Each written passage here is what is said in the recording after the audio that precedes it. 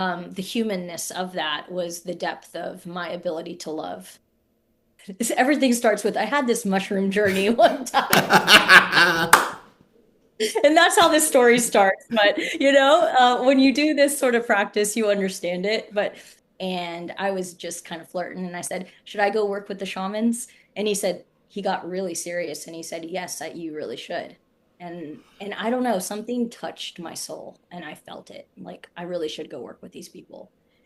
Back then somebody would be persecuted for doing that type of work, so it had to be a very hush hush thing. And so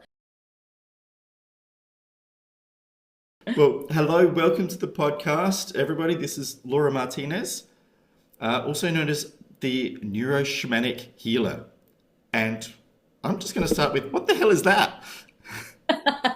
everybody always starts there, and we always stay there because it's fascinating. But so, neuroshamanic healer is actually a term that I coined. And what it is it's converging the study of neuroscience and the science of everything that comes with the brain with shamanism, which comes from my ancestral background.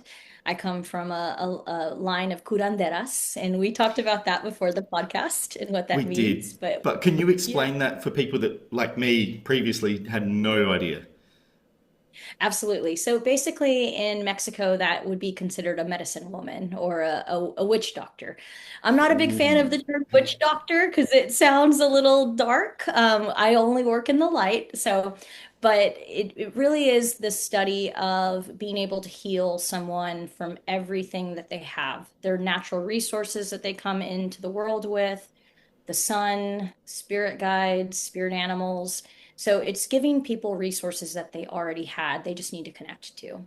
And then the other part is the mental health part. And I have a master's in clinical mental health. So for me, neuroshamanic healer is converging mental health, neuroscience, and shamanism. That is awesome. That is really cool. Now, you said you've got a family history in the Mhm. shamanism. How far back do you know that your history of, we'll call it witch doctor? I'll go medicine woman for my own sake. Or curandera. I don't know if I pronounced that properly. But how far back does that lineage go for you? The ancestor that I work with the most is my great grandmother. And there are sayings in our family line that her grandma taught her. So it goes back into great great grandma. However, the only person that I have real contextual knowledge on is my great grandmother, Guadalupe. And I work with her a lot in ceremony. And when I mean that, I mean I connect with her spiritually a lot in ceremony. Okay. All right. All right. I'm fascinated. How does that work? Is it like channeling, so you become like a medium for her spirit to be present during the ceremony? Is that kind of how it works? Yeah, it's channeling and connecting with her. And whenever you're a healer, you connect with spirit guides, your higher power. I connect with God a lot. I connect with even my deceased pet, who was a real angel. His name was Rocky. And so connecting with giving me the knowledge, the strength, any insight that I need to help this client move along to the next step of their journey. That's cool. There's something came up. I got to try and remember it. Like you said something in my brain went, Yeah, I saw oh, it. okay. It's the spot where you're you're religious. So because you're from the US, I'm assuming that's most likely some sort of Christianity. Yeah, well, not limited to, but yeah, it includes Christianity. Hmm. Yeah, how do you bring that together for yourself? So Christianity and your historical traditions, how do you blend those in a way that really feels at home for you? I truly believe I had a everything starts with, I had this mushroom journey one time. And that's how this story starts. But when you do this sort of practice, you understand it. But I had this mushroom journey one time, and what I was presented with was that spirit, which is I call spirit or God. It's just the term that I like and that I'm used to, but some other people might call it universe or love or oneness or whatever. I call it God and spirit. I had this image that God and spirit were this big bright light shining. And there were these little spotlights, and one of them was Christianity, one of them was, Taoism, all the different Buddhism, all the different types of spiritualities or practices were shining through. And so what I saw from that image was that all of these spotlights are just accessing people to spirit, right? And so for me, Christianity is a method to get to spirit. And so I also like Buddhism, and I feel like that's a beautiful method for me to also access spirit and Buddha nature and being a good person. And so I dabble in a lot of different religions and spiritualities because it speaks to me, and that's how I get access to the ultimate love, oneness, spirit. I love it because that's kind of how I look at a lot of the religious beliefs that I'm aware of. Is that the underlying nature of them all comes from a place of love. Like every one of them that Yes. I've researched, they're all coming from this place of love. And Yeah. sometimes maybe the structure around the religion doesn't really work for me, but the message underneath almost universally always does. Absolutely. So I like that you're coming from that point of view. That's really cool. Um, yeah. Okay. I want to know. So I understand the tradition, and Uh-huh. so you started. Just to clarify for myself, you started this part also through a mushroom journey, or did you know about, was it Guadalupe? Uh-huh. Um, Yeah. Perfect. yeah, Mhm. you met her in life, or you hadn't met her in Yeah, it life? was. I hadn't. Oh man, this is a wild story, Nigel. So, um, I, I'll try to keep it brief because it can get pretty long. Actually, I've been on podcast before, and I could tell the host was like, "Okay, come on, come on, just tell us." I'll be, I'll make a long story short. Basically, I love to travel. Traveling is my thing. I like traveling alone a lot of the times, and so I've been doing that since I was about 18 or 19 years old. And so I took a trip to Costa Rica solo, and I was getting into surfing at the time, so I knew that that was a good spot to kind of learn and understand more. And so for me, it was a surf trip. But I went to Tamarindo in Guanacaste. Lovely, lovely place. Very touristy though, but I felt like I could be safe there. And so I was walking around, and I was at a restaurant, and I'm a flirt, so I was kind of flirting with the waiter a little bit. And he he told me, he said, there was on the tree, it was like work with these shamans, right, in Spanish. And I was just kind of flirting, and I said, should I go work with the shamans? And he said, he got really serious, and he said, yes, you really should. And I don't know, something touched my soul, and I felt it. Like I really should go work with these people. It's an advertisement on a palm tree. I mean, it sounds very sketchy. American That 19-year-old. the best things in life are often the sketchiest. Actually, I don't know about that Yeah, statement, but for this occasion, it applies. absolutely. And so I went, he said, meet me here. I get off of work at 4. Meet me here. I will go take you to them. And I promise you'll be safe, and anything else you need. And so I actually called my mom, or I texted my mom, and I said, hey mom, I'm gonna go do this journey. I'm gonna be in like the middle of the forest and the jungle in Costa Rica. I was like, if you don't hear back from me later, like this is my location, basically. I can imagine the heart attack that I gave her at the time, but I just had to tell somebody, where I was. And so I went, and I worked with the shaman couple, and I continued to work with them throughout my life until they passed. But what happened that first journey, and it's hard to not get choked up because it's so deep, is I had an experience with a spirit animal, and it was a peacock. And I didn't do any substances. I didn't do ayahuasca. It actually felt like my first journey. I wanted it to be completely sober. So I was completely sober my first journey. And still to this day, that is one of the most powerful journeys I've had. And it was Wow. this big, brilliant peacock. And it was so wild because I still had doubt in me, Nigel, because I had this huge transformational experience, but I was doubting, as we do as humans, like, did that really happen, or did I make that up on my own? And so the shaman knew, and he asked me in Spanish, he said, "You don't really believe this to be true, do you?" And I said, "Well, I'm a little doubtful that I didn't just make it up myself." And he said, "Okay." He said, "I want you to ask the peacock for a sign that this is real for you. On just in Costa Rica, just ask it for a sign." I said, "Okay." So I asked the peacock, "Give me a sign. If you're real, if you're really a spirit guide, send me a sign." And so the very next day, a peacock feather outside of my the landscape of where I was. And I didn't tell anybody. I didn't tell the waiter. I didn't tell anybody about my experience because I wanted to get this sign. And Oof. I had full on shakes, and it's almost like my body went into full adrenaline. And I've just been getting high off of this stuff ever since, metaphorically. And so this is my journey. This is my path. I started working at a treatment center after college. And throughout this time, I was continuing to go back to visit them. And they never charged me a dollar for them teaching me what they knew. Whoa. The only way they'd let me pay me is if I bought them groceries and filled up their groceries. And I was doing that as much as I could. Obviously, I felt totally indebted to them. But they said the biggest payment for them was for me to bring this back to the States and teach it and give it to people. And so I was working at a substance abuse treatment center. And at the time, I was the director of the neuroplasticity program because I have an education in neuroscience.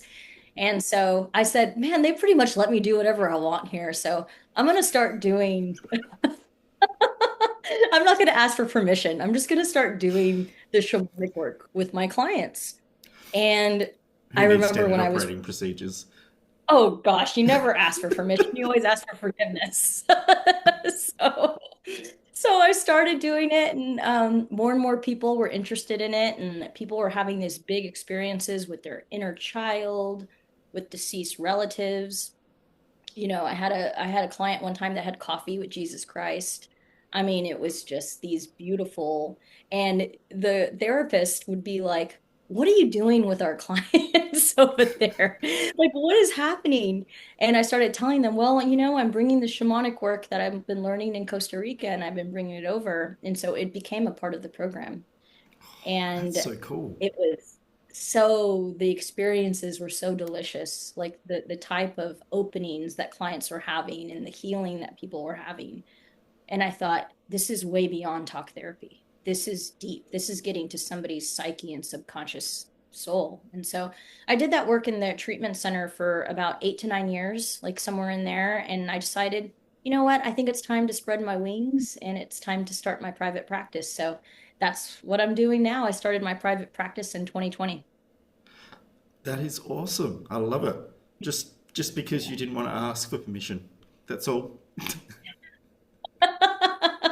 That is a valuable lesson. Never ask for permission, just do it and show how valuable you're bringing to the table is. And then they can't ask you to not anymore. Because can you imagine if I would have asked them, like, I'm going to do this shamanic practices, and start taking clients under, into these trance states.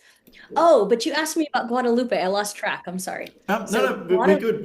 We're going down whatever yeah. tangents we go down. It's all good. Okay, good. No, it's so my grandma told me after working in treatment and doing this, she asked me what I do at treatment. What do I do with my clients? And I gave her the real answer. And she got real teary-eyed and she said, "My grandma did that." And I said, "What do you mean?" And she said, My grandma would, she said, "I remember when I was a little girl, people would knock on our door in the middle of the night, and we would go in the mountains because I lived in Mexico. We would go in the middle of the mountains and she would do healing rites with them and perform different ceremonies with them." And, back then somebody would be persecuted for doing that type of work. So it had to be a very hush hush thing. And so the fact that it's in my DNA and I'm doing it now and I can be on a podcast with Nigel Brown talking about this, I mean, it's super cool to me. I always to Oh, pinch myself. I think it's bloody fantastic. But I'm going to rewind us a little bit, just because I Yeah. have a question that's sitting in my brain. And your first adventure in Costa Rica, you said you were sober. How did you get this vision of the peacock. How does that come about? Because I'm used to hearing about people's journeys when they're on substance X, substance Y, whatever. But if you're completely sober, how does that come to you with such clarity and yeah, vision? I'm still baffled about the answer to that question. The only thing I can tell you from a neuroscience standpoint is I went into a deep trance and he put me into a trance I mean, he was doing like using palms to cleanse me, and he was, blowing on me and doing energetic rites on my body. And I just got into this state of such deep relaxation. I think I went into like a parallel state of reality without without being on a substance. And it's great that you asked that, because a lot of times when I work with clients, or I want to say most of the time I work with clients, they're also in a sober state.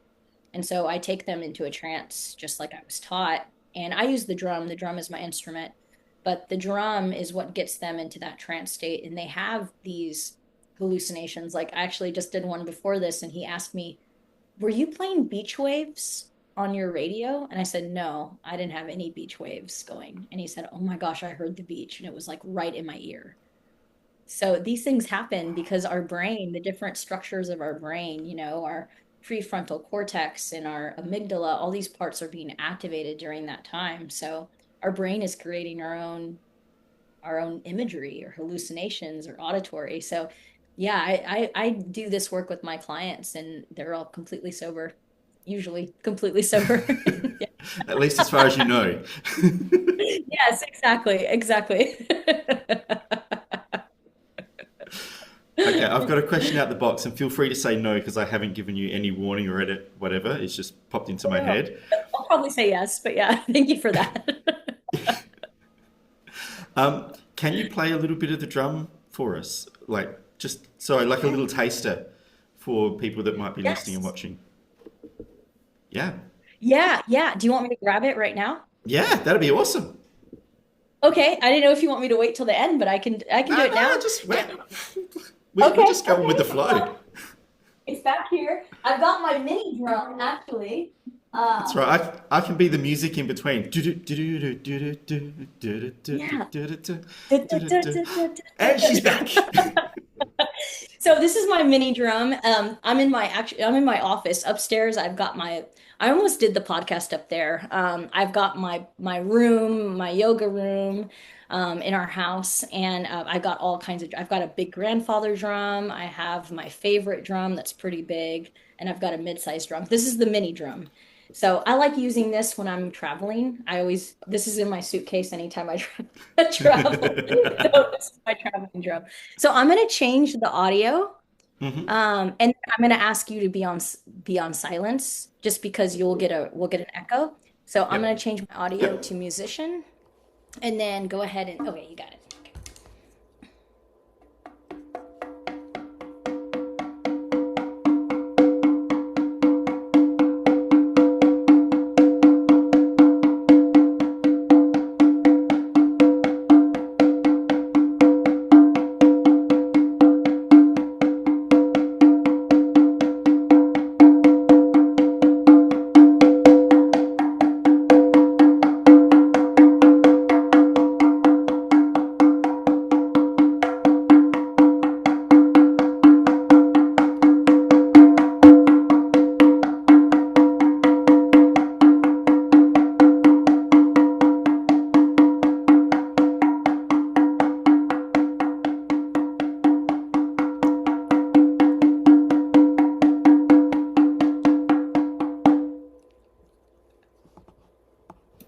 That was awesome. You have very high energy. Your energy is very high. So when I drum, I tap into the person that I'm working with. And so that drum was especially for you. But you've got a high energy. You got a lot of energy, don't you? Sometimes, and sometimes none. Today you have a lot of energy. Yes, today I've got plenty of energy. Yesterday, not so much. Yeah, so when I'm drumming, I try my best to just tap into that person. When I have like a group of 20 or 30, it's so powerful because you can feel just this reverberation of the frequency in the room, and you get to drum to that frequency. You're almost like matching the frequency that you're given. So people can really feel it deep inside of them. So is that in that case, is it almost like how the sound of a choir takes a voice to a whole nother level? Is it kind of like that when you're in a group? It's like the sum of the parts just elevate it beyond anything. Yes, That's so exactly cool. right. Okay, I want Exactly. to do one of these circles with you. I got to get to Dallas apparently. Yes, come anytime. I do a journey once a month for the public, and it's open to the community. And I do a pay what you can format in those just because I want to give back to the community. But I also have a virtual every month too, and you're welcome to join our virtual session as well. Yeah. I think you might have a new person along. All right. Yay, Nigel. Oh, Yeah, you're welcome anytime. oh, that was awesome. Um, cool. All right, and just to for anybody listening and watching, what other kinds of things? Like, I don't expect you to demonstrate them all, but like, what other kinds of things happen in your shamanic ceremonies that you do? One of the things that I'll do, and this is if I'm already been working with the client, we have a good rapport, is called a soul retrieval. And in shamanism, there's a belief that if you've gone through deep trauma, your soul gets lodged in those places where the trauma happened or at that age that they happened. And so it's almost like a soul loss. And you'll know it when you're working with a client because they'll say things like, I don't feel whole. When I look in the mirror, I don't know who I am. I can't feel ever very happy. There's just a part of me that feels missing. People say that all the time, but we're not really listening to them. They're saying some of their soul doesn't feel like it's all there. And so, soul retrieval is when we are going back to those places where their soul got disconnected and we're retrieving those parts. Because your soul it's always connected to you. Your soul, though, can sometimes be in other places, but you can call home those pieces. In order for your body to call home those pieces, your body has to be safe. So you can't have a body that you're abusing with substances. You can't have a body that's constantly in a state of stress or anxiousness. So that's why it takes me a while to get somebody to get there because I want to make sure that they have the coping skills and I want to be ethical in doing this, right? Because if we do a soul loss retrieval and they're not ready for it, it can actually be more harm than good, cause more harm than good. Yeah. I'm wondering because I do some work with stuck energies and things like that. I'm wondering if there's a bit of a connection there where, often when there's some sort of trauma in somebody's life, there's some energy surrounding it that they're holding on to in one form or another. I'm wondering if there's maybe a simile where that energy is kind of blocking the feeling of them being themselves, so the feeling of connecting to their soul in that place. Does that kind of make Oh, sense as yeah. something that might be Yes. like a different view of what you're describing? Yeah, it's like you're just describing a different method or a different modality of getting that stuck energy to come back. But yeah, that's absolutely right. It's really this work is working with energy. So I also am a master Reiki healer. And so that's another method, right?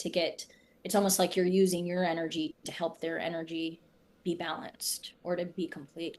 A soul retrieval, though, can be pretty intense because they're connecting back with those places where they lost their soul. So you really do have to make sure that the person's ready to do it and they have coping skills and they have the resources. I know some shamanic healers that just will sign up for a soul retrieval. And I'm like, oh my gosh, what? That is so unethical. But that's why I'm glad that, I have a master's because they taught me a lot about ethics. you know? Yeah, Yeah. No, I had a saying come into my head that I won't repeat on here, but yeah. Woo, I know. going in raw. Yeah. Yeah, a lot of practitioners can create a lot of harm in people, and you have to be really, you're dealing with a person's soul when we're doing this work. Yeah. Yeah. So do you in that space, are you feeling for like energetic approval when you're with them and when you're doing the work? So you know how you did the drum and you felt my energy. Are you Mhm. feeling for some sort of trigger that says they're ready and then you can Yes. offer it? Okay. Yes, yes. I had one lady that wanted to do a shamanic journey, and as soon as we went inward, she had this wall. It was a yellow, I remember it in my mind. It was a yellow wall, and it was a thick wall. And I said, "You're not letting me in, even though you've given me vocal approval and you've asked me for this. You're not letting me in." And she said she's never let anybody in, and she felt like almost like it was like a blanket that she had wrapped on herself her whole life and wouldn't let herself come out. So it energetically, you can, yeah, you can feel those barriers or those walls for sure. Yeah, that is kind of crazy. It's that whole we can consciously want something, but there's part of us, whether it's our deeper beliefs or the energy that's in our body, it's like we're not ready yet. Like we're holding Yeah, on to what's there still. We're not ready for that next step. So that's an interesting exactly. one. And Yeah, then, yeah.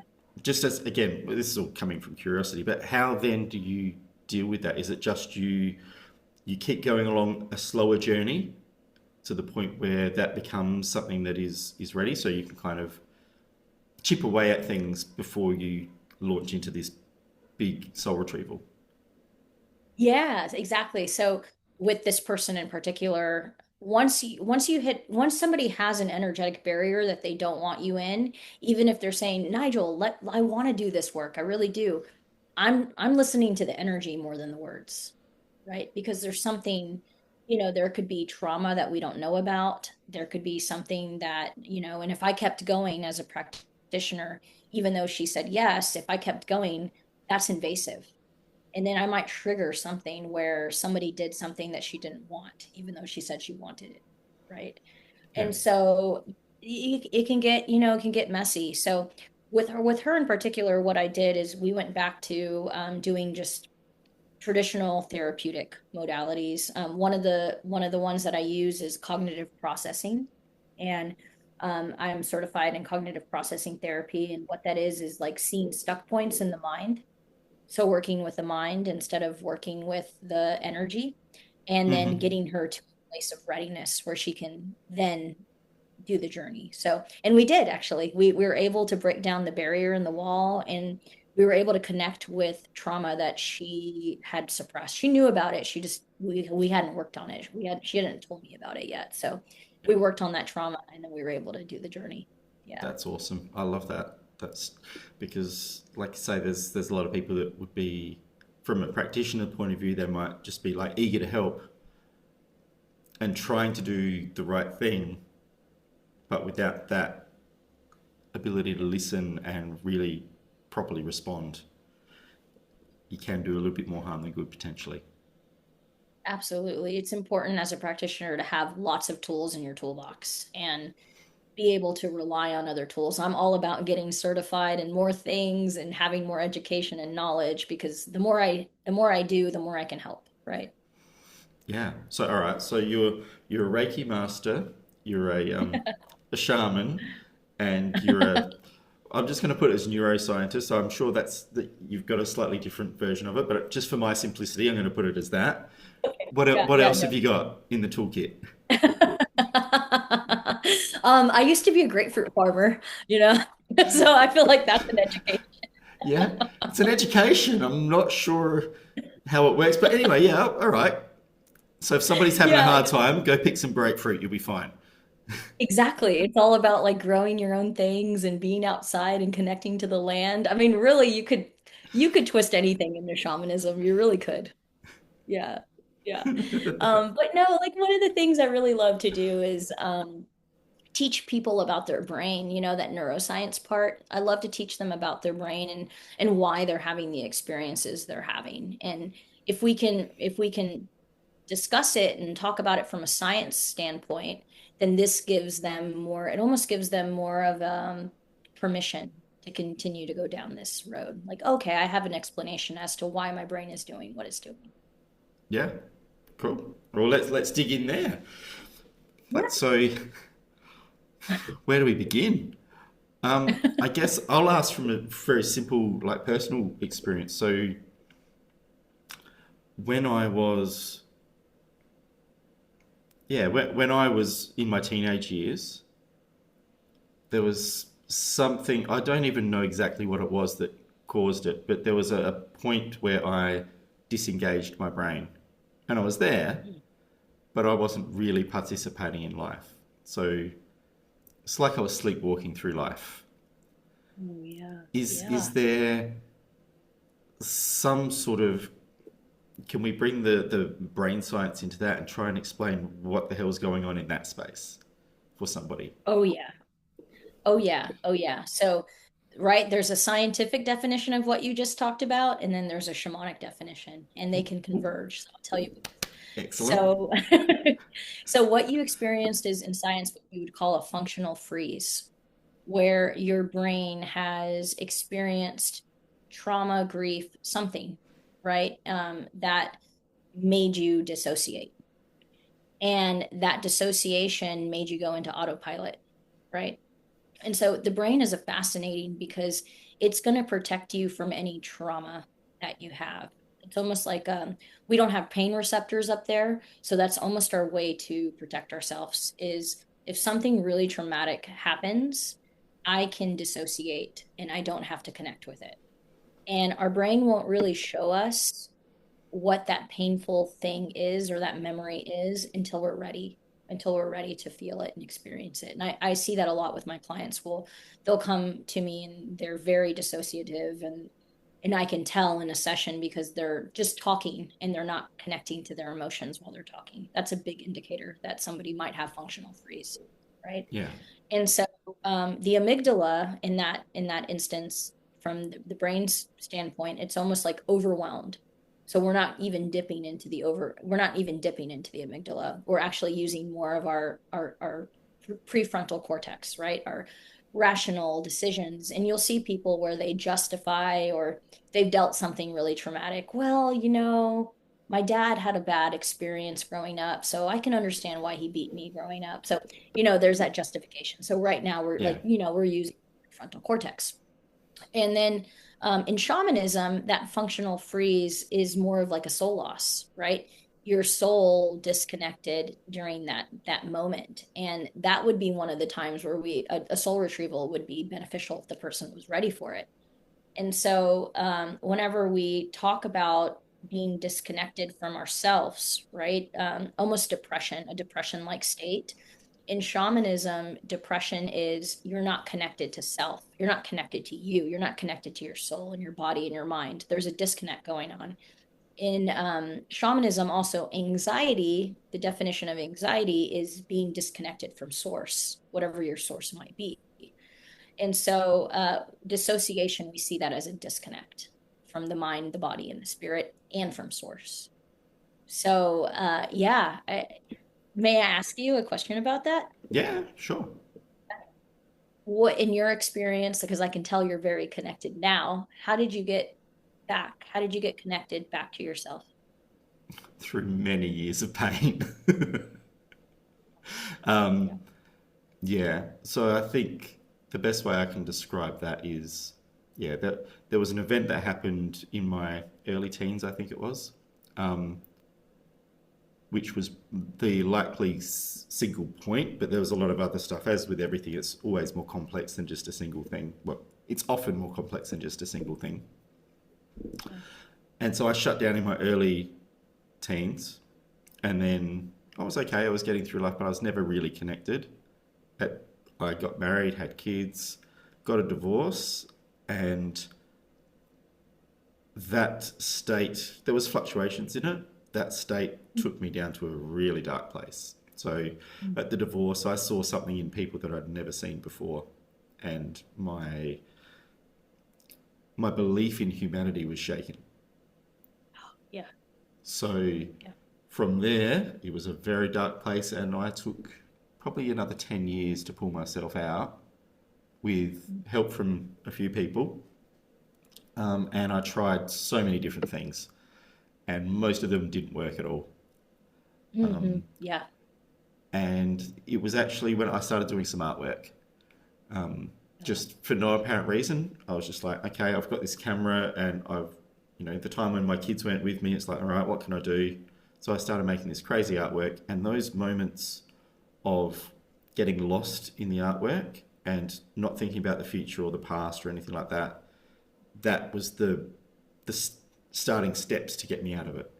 So those moments of presence were the start, and Wow. then it was a little bit of help from a counsellor who was really wise and could actually connect. And the work that I do now in Psyche was the other thing that really took it up to another level for me. Oh, But yeah, those are the things that have really worked for me. And I guess a little bit, it's not the main reason for this podcast, but it's part of why I like talking to people about these sorts of things, is I want people to know that there's so many things that can work for you. And just yeah. because some modality has worked for somebody that you know doesn't mean it's going to work for you, but there are things out there. So just find something that resonates and give it a shot. And find somebody, it's not just the thing, it's also the person that you do it with. So find a person that Oh, resonates for you, because that's going to open the journey up even more.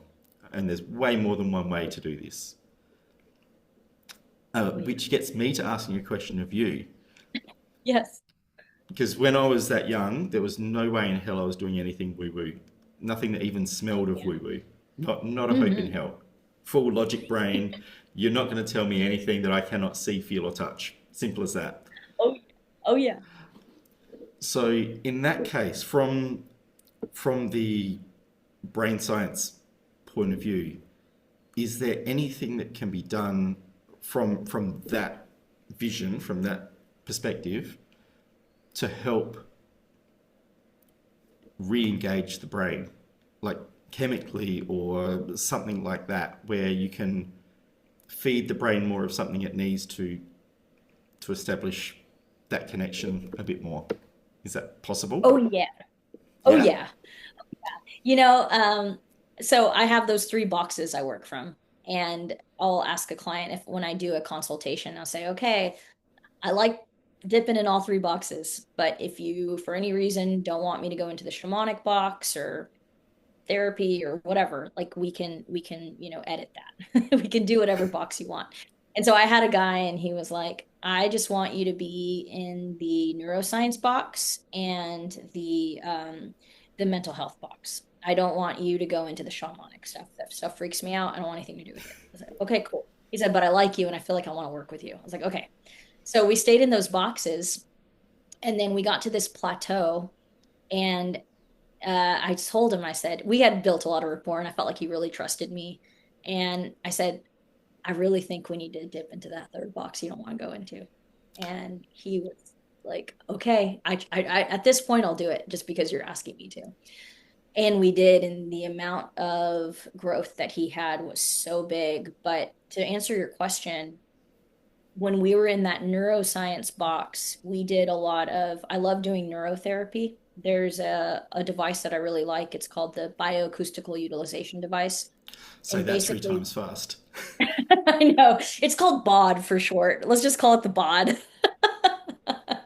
And what it does is it goes into your brain waves and it allows you to pick out neural pathways that have been invasive to you or not helpful to you. So a common one that people deal with is I'm not enough, feeling like they're not enough. And so being able to pinpoint where that neural pathway is and being able to work on that neural pathway by brainwaves is it's a super cool experience. So I like doing that. That's really transformational work. Also, the art of the breath. I love doing biofeedback with clients. I have a biofeedback device in my office that I use, and just to help somebody connect to their coherence and connect to themselves. To Yeah. me, that's a big brain part is if I don't know how to breathe, I don't know how to live. So my first step is always teaching people how to breathe and then giving people empowerment. Sorry, I just find that just such a funny thought. Just, you've been doing it your whole life, but we got to teach you how to breathe first. It's true, Exactly. but it's also bloody funny as hell. It is so funny because a lot of people are like rabbits in the woods and they'll like hold their breath during session. And I said, when's the last time you've taken a deep breath? And like, I don't know. And I'm like, okay, just breathe. Let's go back. It's okay. Like we can breathe, right? And so yeah, and also the other thing is like empowering people to change their thoughts in their frame of mind. And that's the whole concept of neuroplasticity is I can change anything that's up here. I just need to allow myself to believe I have that power to change my thoughts. So a Yeah. lot of thought change and reframing and disruption and being able to use these neuroscience theories to help people change their brain. Yeah. Yeah, that's cool. I love it. Yeah. Ah, Yeah. so yeah, definitely more than one way to skin a cat. That's for sure. I'm sorry to any cat lovers out there. It's just a saying. It's okay. No cats were harmed. It's It's okay. okay. It's all good. I love dogs. I'm a big dog person. That is one way to skin a cat, but that's neither here nor there.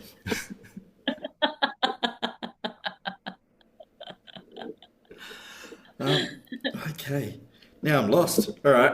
I'm gonna go back to my question because I'm like, yeah.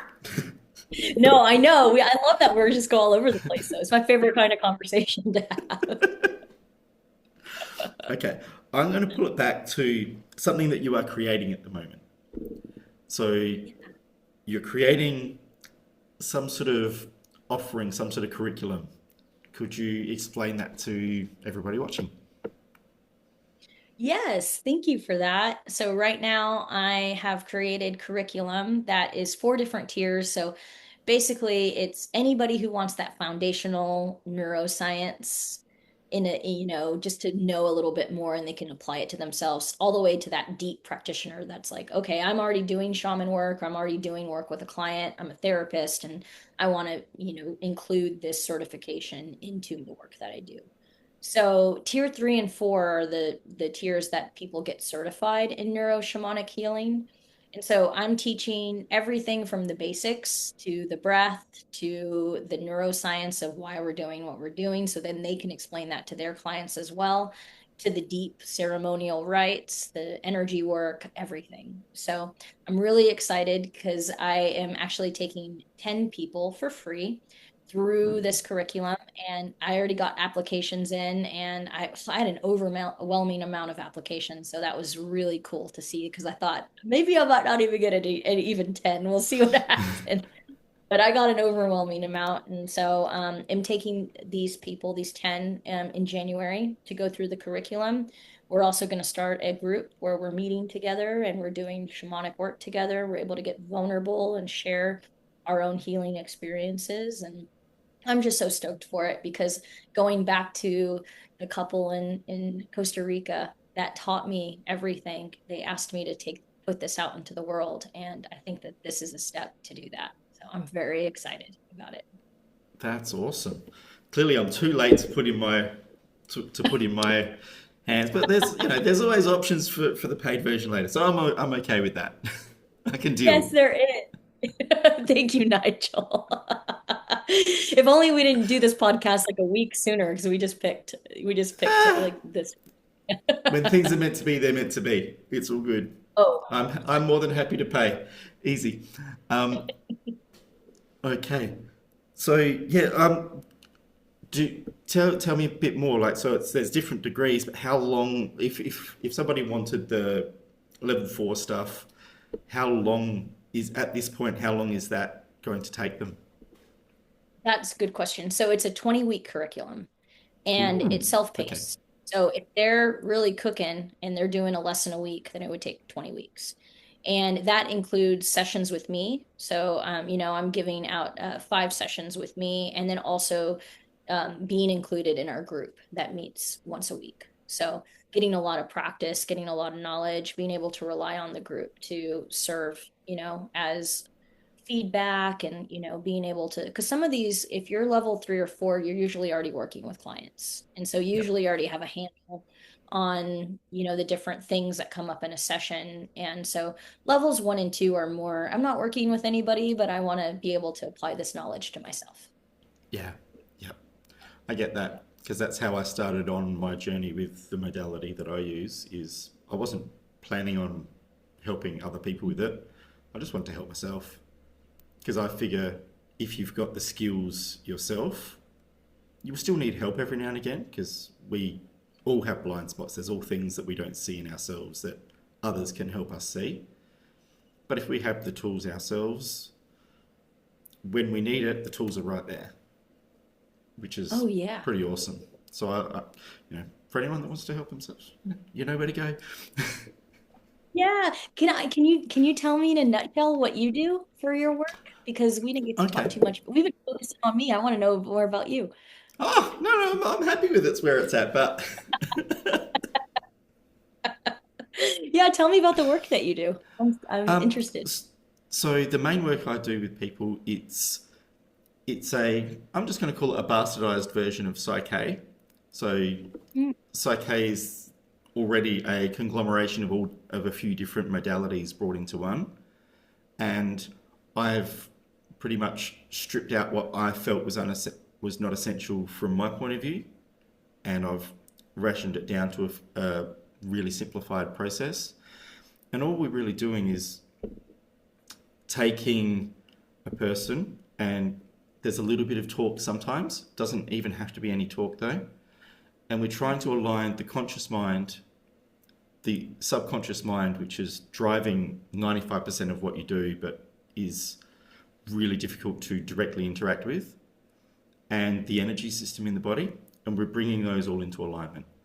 So, for instance, let's say, right, simple term, you're smoking, and you're like, "Oh, I'm trying to smoke, I'm trying to give it up, and every time I do, I just find there's a cigarette in my mouth." That's happening because the subconscious is Go for it. it's like a Yeah. computer, and it's just running its program. No matter what you want, the conscious is only going to override what the subconscious is doing when you've got the willpower there. The moment that willpower dries up, gone. Oh yeah. So what the system does is it allows new beliefs and new belief, new beliefs in the subconscious. So Mm. through this process, we open up possibility for a new belief, a new way of thinking, but not just consciously. It's deeper down. It's in the subconscious, and we also get rid of and allow to leave the stuck energies in the body. So we align all these three together, and it just makes your path through life easier. You've still got to do the work.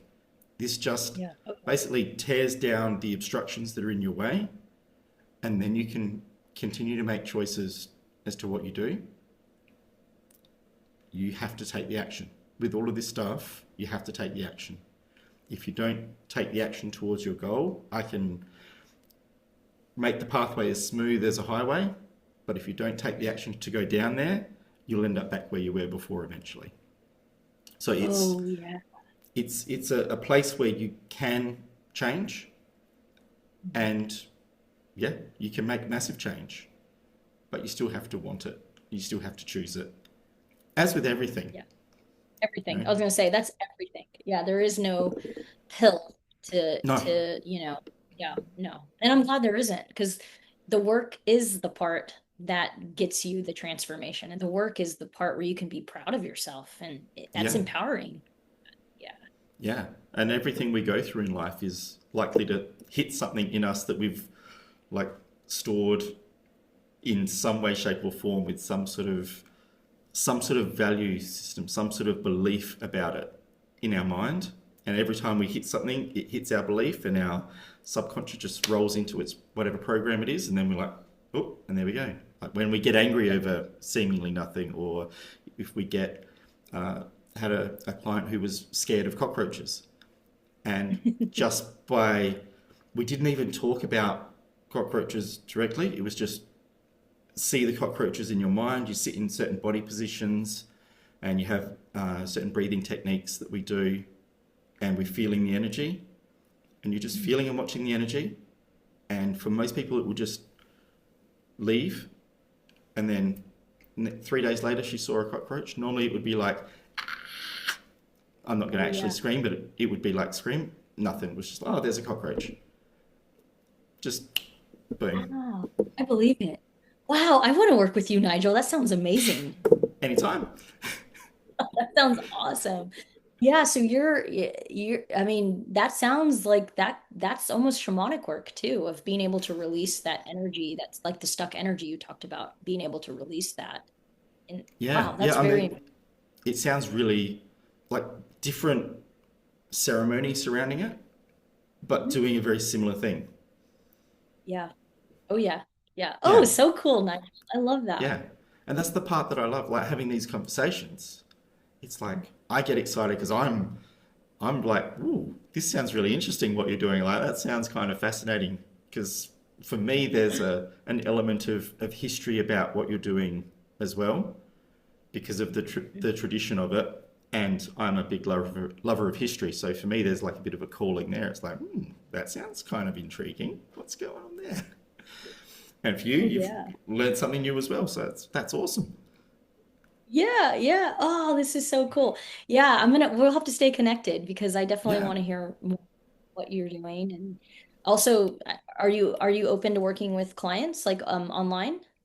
Yeah, yeah. So I do my work online primarily, mostly because here in Brazil, my Portuguese is terrible, and trying to speak to clients in Portuguese will probably do more harm than good. I get it. I get it. Yeah. Yeah. Well, good to know. I'll definitely keep you in my back pocket for clients. Yeah, perfect. Easy. Okay, now I'm going to go down a different road for you. Okay, let's do it. Okay. I, I, I might already, you might have already hit on some of these answers, but I'll ask them anyway. Okay. When do you feel most profoundly connected to something larger than yourself? And what does that tell you about what it is to be human? Oh, that is such a good question. I feel, without a doubt, I feel most connected when I'm working with a client. I feel most authentic. I feel most connected. I feel tapped in. I feel like I'm aligned. Uh, and being able to access data or information about them and information about me. And to me, what it means to be human is to realize that you are living in the collective and you're a part of the collective. And when I work with clients or a group of people in a retreat, I am feeling a part of that collective more than any time other than that. And so I think our humanity is really realizing that, I am Nigel and Nigel is me and we're each other. We're just really just seeing each other as different, but we are a part of the same. We are one. So that's for Yeah, me, that's when I feel the most profound. yeah, I love that. And it makes a whole lot of sense. I mean, we connect with each other all the time, but we don't see it. So like all of Mhm. our little interactions connect with others, and there's like this flow of connection, but it's so, excuse me, it's so difficult to pick up on a day-to-day basis that we don't really think about it. But when you're in that sort of closed space and you're deliberately sharing energy, Yeah. yeah, Yeah. It's yeah, very I special. It's a very special totally get it. space. Mhm. And was the first time for you, was that during your first trip to, well, with the shamans in Costa Rica? Was that the first time you Yeah. felt that? Yes. Yeah, that was really the first time I felt that. Before then, I mean, when I was like a teenager, I was kind of a weird teenager. I would have, I really Aren't we was. all? I would, yeah, I would have like my friends come over and I would have them lay down and meditate. And I would be lighting incense. And I got this Deepak Chopra book. I can't remember exactly which one. I wish I could remember which one it was because I'd read it again as an adult. But I got one of his first books, I think. And I remember there being like exercises in there. So I would have like my friends go through it with me. And so I mean, those were profound moments, but I didn't realize it as a teen. I just thought, we're just Just having we're fun. just hanging out. We're meditating, whatever. I didn't even know it was meditation, but we're just kind of hanging out.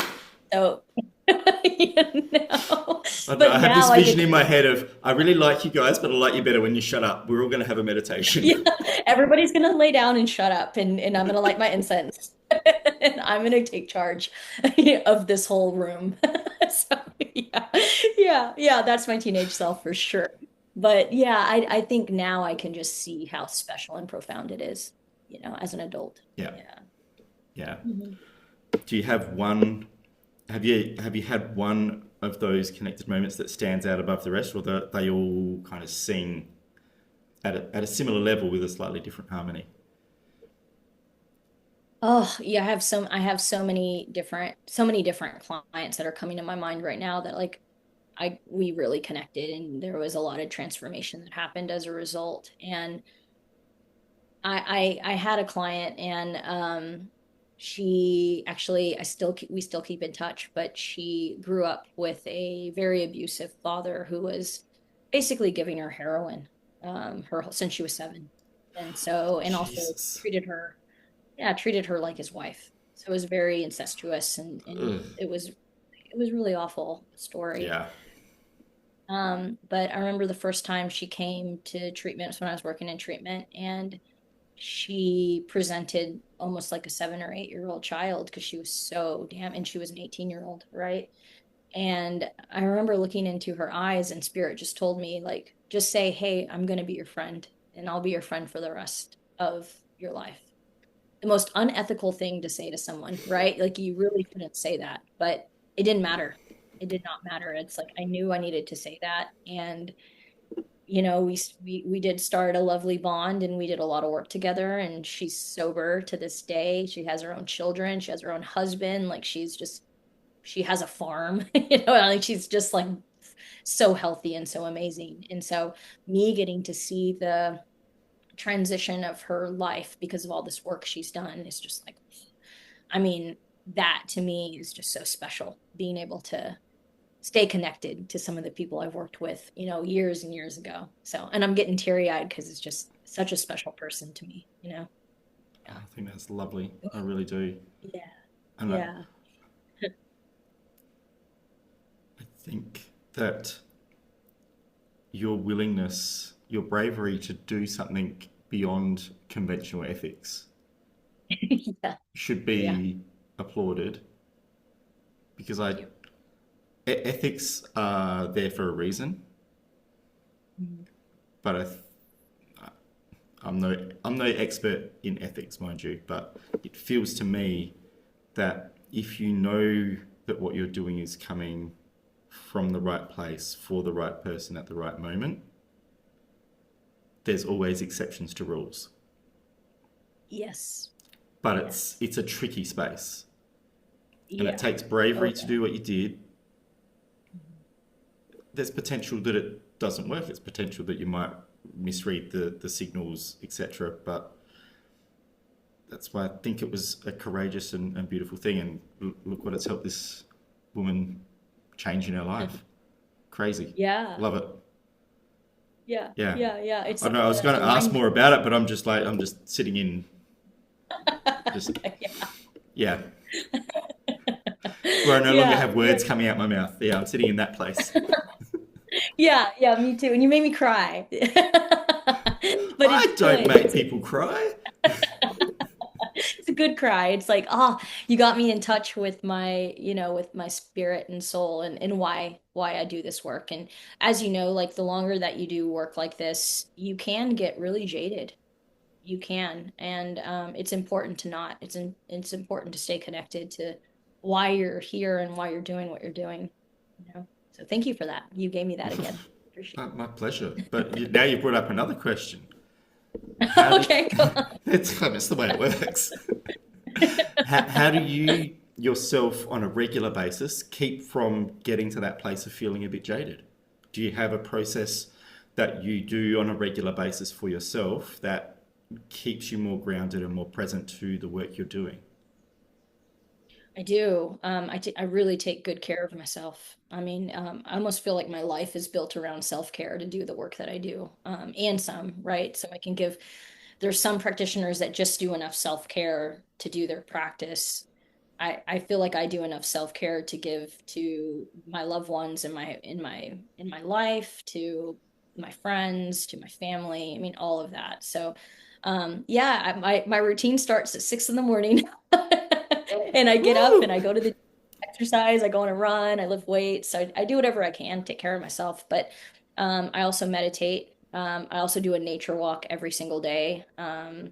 I like cold plunges. I like to take care of myself in ways that helps me become better, right? And so that's my practice that I do for me. And I do things that feel good. I don't just do things because I'm supposed to do these things. Like I do the things that like really like, after a run, I feel this dopamine high and I'm like, oh my gosh, that was so amazing, and you're sweaty and like I love that. So I do things that make me feel good. And I do my best to live in alignment, you know? And by living in alignment, I really listen to my soul. And if I don't want to sit down and watch TV for 2 hours, I'm not going to do it. But Yeah. if I rather get out, a canvas and go do art, I'm going to do it. So I really do a good job, I think, of listening to myself and answering the call of what I need that day. And also surrounding myself with people that, are cool with me being that way. And being like, if I don't want to go out on girls' night, I'm not going to go out girls' night. I'm going to really listen to myself and I do my best to not do things I don't want to do, Yeah. basically. Yeah. Yeah. Yeah. So I think what we should get below is Laura's Miracle Morning Guide down the bottom here as well, because that would just be hilarious. And then people were like, "What? Why do you do all of this stuff in one day? How do you have God, time? What the hell? how do you have time for this? You go to the gym and you go on a nature walk, and it's just the way I've built my life, it's just I love it though. Yeah, but I feel like you probably have a routine too, Nigel. I'm I like to have a routine, but it never lasts very long. It's always changing. Oh And yeah, that's good. yeah, Yeah. I'm in a place where I could probably do with getting a slightly more improved routine. A little bit more self-care wouldn't be a bad thing. Mhm. But I do okay. At the moment, Yeah. I've got a bit of a problem in my calf, so I can't run, and that's killing me at the moment. Like Oh, I haven't been able to run for 3 months, and I'm like, I want to run. I want to run. oh. Can you still go on walks? I still go on walks. It doesn't give the same dopamine hit. Like I love a walk in nature, and that's a different thing. But I'm a little too far away from just nature on its own here. So, Yeah. which is weird because I don't know how well you can see behind me. There's nature everywhere, but Oh accessing yeah, I it was is a gonna bit say. tricky. I get that. Yeah, no, I understand that. Yes, yes. Yeah. So that dopamine hit that I'm used to from running, it's just like, where are you? Oh yeah, well I'm gonna send you healing energy to your calf. So if you feel tinglies in your calf later, it's Laura. To say, oh, Laura's sending Woohoo! me energy to my calf. Hello. That was fast.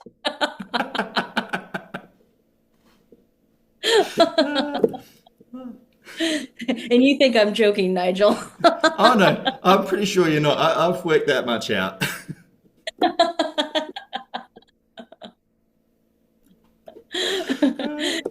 We'll get you Oh, back on cool. the road soon. Thank you. Thank you so much. Yeah, Oh dear. this conversation has been great. Oh, let's go. We're still going. I've got more for you. Oh, good. Okay, good. I thought you were kicking me off. No, not yet. I'll keep you going for a while. Okay, cool, cool. What do we got Well, for as next? long as you want. Okay. I'm gonna go. I had another few up. This one's interesting to me. What does genuine freedom mean to you, and how has that changed over time?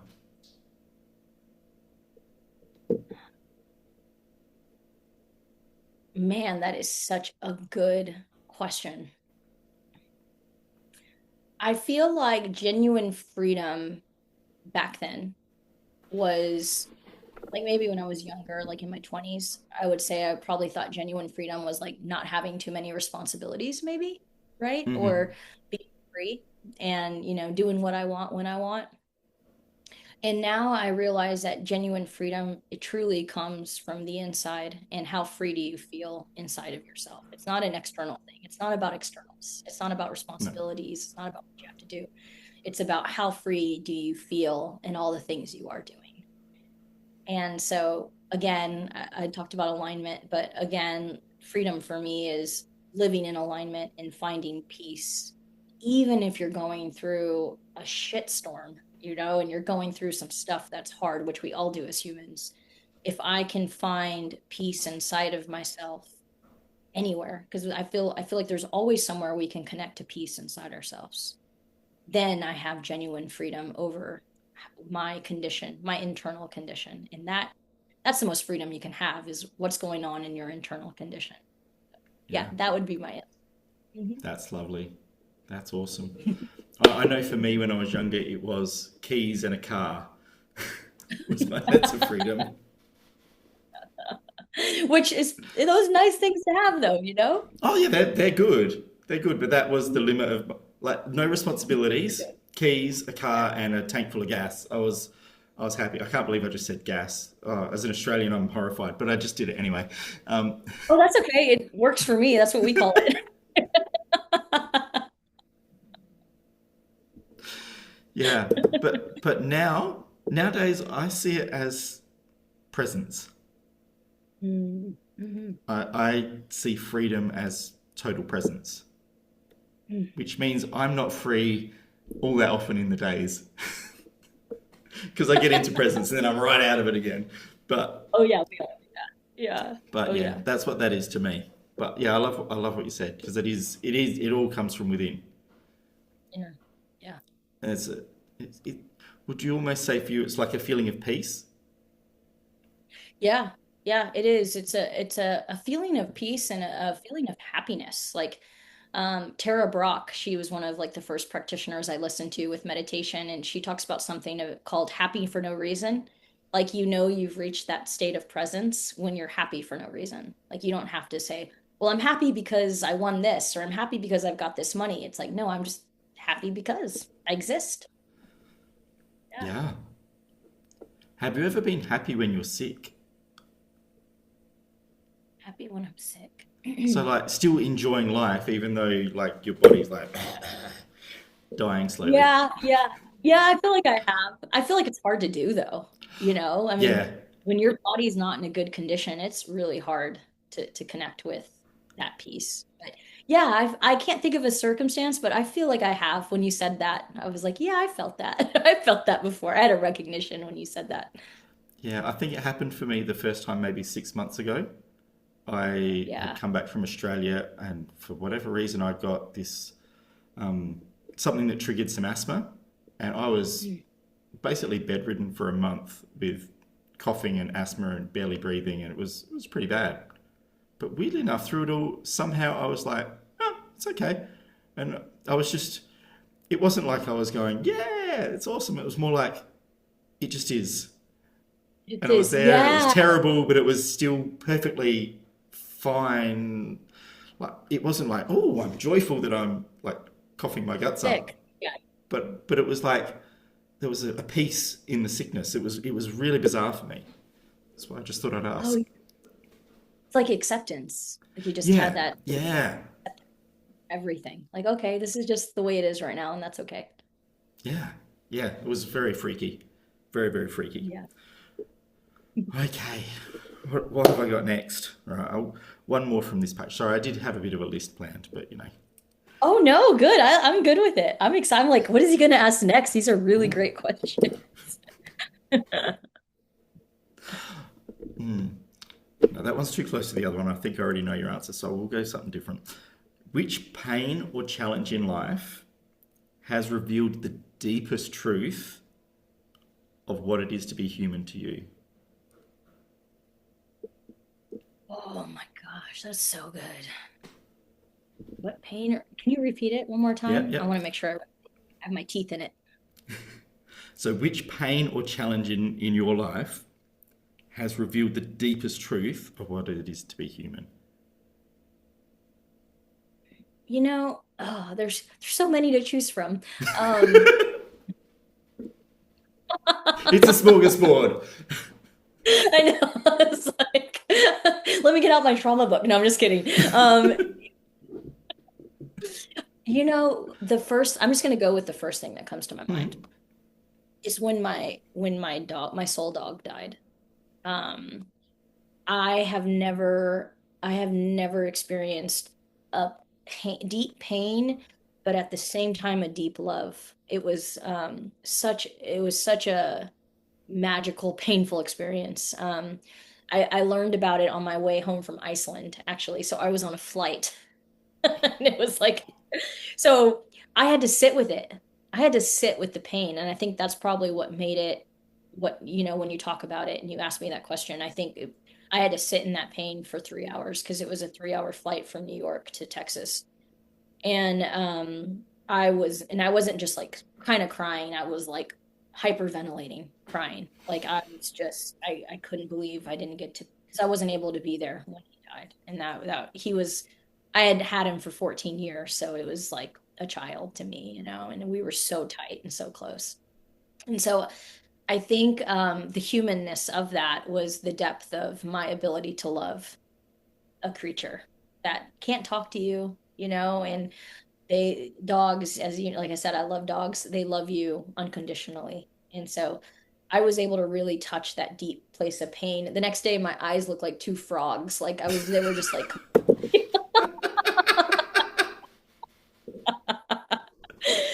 and it was so wild because I had this spiritual dream about him when he passed. The morning that he passed, I had a dream about him that night that he was looking for me in the dark and he couldn't find me.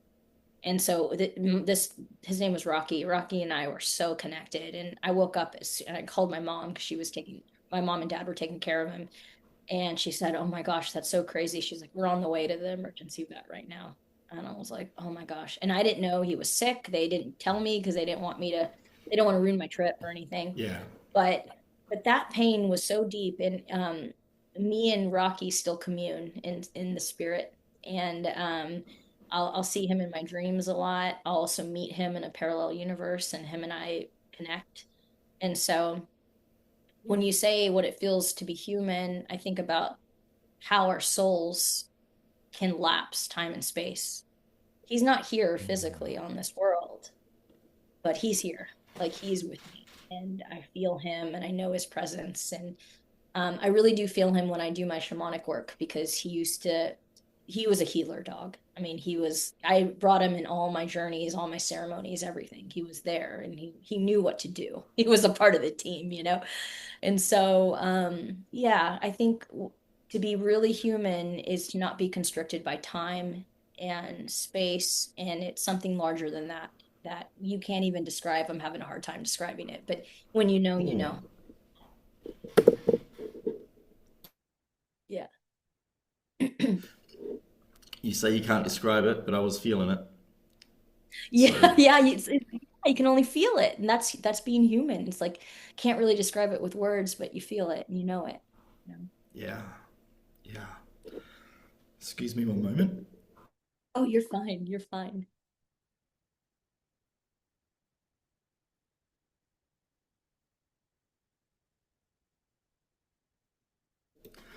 All better. Yeah. Okay, that's got me thinking more. So, you're talking about parallel universes and dream space. So, dreams aren't parallel universe, or they're one of many parallel universes? How does that all work? In shamanism, the dream space are parallel universes. And so, and I think I really do believe that when we fall asleep, our soul is traveling to other places. And I don't know about you, but my dreams are extremely vivid and they're very detailed. And I just can't accept that it's just brain synapses misfiring. Like there's no, like, I don't think so. I think it's something deeper, bigger You than think that. there's more to it? Hmm. Yes, I really do. Okay. I really do. I'm not so sure, but I'm willing to know. No. Tonight you will have a magical dream. Okay. Okay. I'm down for Yes. that. Any night's a good night for a magical dream. Yes, invited all the time. Yeah, but it's like I really do think you can do work in your dreams. Like you can access you can heal in your dreams. When clients tell me about their dreams, like for instance, I had a client that kept running from something she couldn't see, and then finally in her dream she faced it. I mean, that's a sign of you doing some work in your subconscious psyche. Yeah. Yeah. I've had moments like that myself where it's not quite a repeating dream, but there's a repeating theme through dreams. And it would be, getting overwhelmed, turning away, running from trouble. And then suddenly that repetition, yeah, it comes through in a different form and you're standing up and facing it. And it always happens to coincide with a change in your reality as well. So Oh yeah, yeah. I find it's just amazing how that happens. But no, they're just Oh dreams. It's yeah. okay. Yeah. We'll see about Yeah, that. yeah. Actually, it also gets me thinking. I had this question before, but then I lost it. The peacock that you mentioned at the start.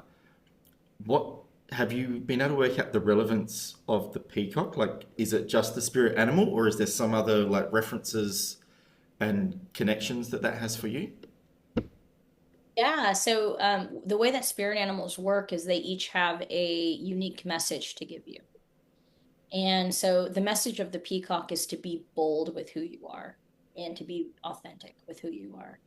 And for a long time, I mean, especially when I received the peacock, that was a struggle for me to be really bold. As I said, I'm not the most normal person in the world, you know? And so being able to share that real authentic weirdness or the shamanic self or this self that believes in parallel dimensions. It's been a journey. Now I can talk about it and be very authentic, but the peacock really did show me it's okay to be bold with your colors and be true to who you are. That's going to be the best for you anyway, because you're going to attract the most beautiful people in your life who are going to relate to your soul anyway, right? And so that's definitely been a journey for me. It's like Yeah. being the most authentic sense of you, but part of that is shouting it from the rooftops almost. Yeah, like letting everybody know. And it's Yeah, okay, right? It's not just this version beautiful. you want people to see. It's the real version of who you actually are. Yeah, yeah. So mask removed, but you didn't need a mask because you had all the beauty anyway. Mhm. Would be my way Yeah, of looking at yeah. that. It's hard to see it beautiful when you're young and you're seeing the trend or you're seeing, people do things a certain way, right? And so, but yeah, I've learned that it is a beautiful thing and I love sharing myself with people. Yeah. Yeah, that's beautiful. Thank you. Thank you for sharing yourself with people. Yeah, thanks for having me on and allowing me to share myself. Okay, I am going to wrap it up soon, mostly because my throat is dying and I don't know how much Oh longer I'm going yeah, to be able to talk. totally understandable.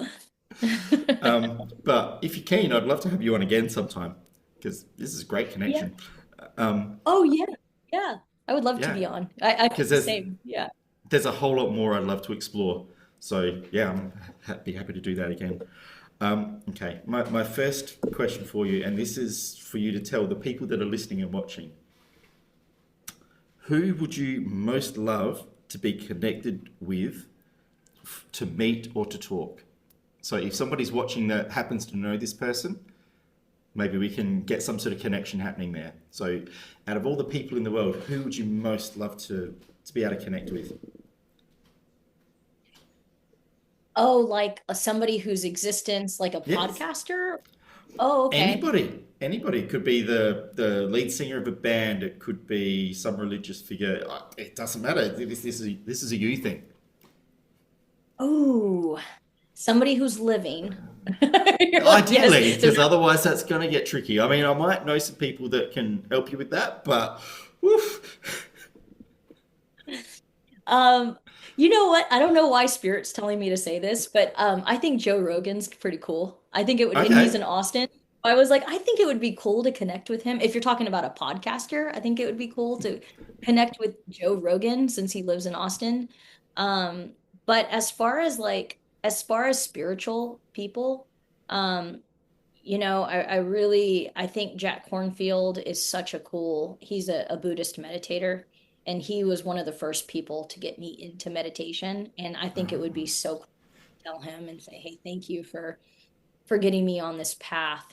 Jack Kornfield and Tara Brach, they're just super cool. If you don't know them, you got to check them out. But I would have said Ram Dass, but sadly he's passed because he was like my spiritual guru, for a long time. I listened to him and it's just the frequency of his voice and what he says is just Mm, so uplifting. But he's yeah. passed, so that would be the person that's not living that I would have loved to connect with.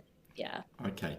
Well, so for anybody that can deal with the living, so three out of those four, like hook a girl up, would you? Come on, sort it out. Yeah, get me hooked up. Come on, guys. Thank you, Nigel, for trying to hook me up. I appreciate it. It's all about connection, is it not? It is. You just never know. You just never know. Yeah. Exactly, exactly. Now, I've stolen this last bit from some other very famous podcast, but I really like it, so I'm going with it anyway. And Okay. I get my previous interviewee or my previous chat person to give a question to the next person. So Oh, okay. their question for you is, what is the one thing that, if different, would make you a happier person? Now, you can take that from this point of view. You can be perfect. You're perfect as you are right now. What is the thing that you next direction you want to go that's a little different? I guess is a different way of putting it. I would love in an hour, instead of spending time with one person, I would love to spend time with 10,000 people. So I would love to be a bigger catalyst or a bigger vessel. What for me, neuroshamanism is my message. And if I could get that out to, instead of one person in an hour, 10,000 people in an hour, I would be ecstatic with that.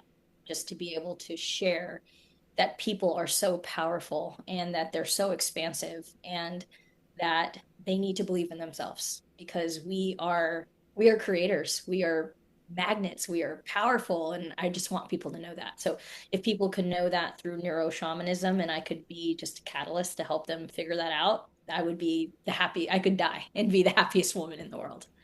Yeah. That is awesome. I love that answer. That's beautiful. Thank you. Just share at a bigger level. Yes, just share it with more people. That would be So, cool. Very. so Laura at high volume. Yes, Laura at 10, all the way up. Beautiful. I love it. I love it. And my last question, and this will go to the next guest. So, what's a question you would love them to answer? I know this is without warning, so who knows what we're going to get, but I would ask, what is the most transformational moment you've ever had in your life? nice. Yeah, that moment that transformed you for good and you never went back to that same person. Yeah, Yeah. yeah. And there was, yeah, without coming back. Ooh, I love it. That's beautiful. Yeah. And now I have to listen to the next person you video so See, I get that's, the I'm answer. thinking, aren't I? I've got you I sucked in. like that, Nigel. Beautiful. That's a hook. You got one view. I will watch it. Woohoo! It's working, people. It's working. It is. It is. Oh my gosh, it's been so delightful to be with you today. I mean, your energy is so high, and I hope you know how beautiful your energy is. It's really, really lovely to be around. It really is. So thank you so Th- much. Thank you so much. It takes two people to have a conversation. So whatever you're seeing in me is coming from you as well. So yeah, it works both ways. Thank you so, so much. And yeah, all of Laura's details are in the description below. If I hadn't already said that, I can't remember. Um, but get in there, jump on the links, find out what Laura's morning routine is. No, probably not. But still, You can ask me, it's fine. I love to talk about it. um, thank you very, very much. And I'd love to see you back on again sometime. Yeah, me too, Nigel. Just let me know when you want me to come back and I'll be back. Cool. Awesome. Okay. Thank you. Thank you. Ciao. Bye.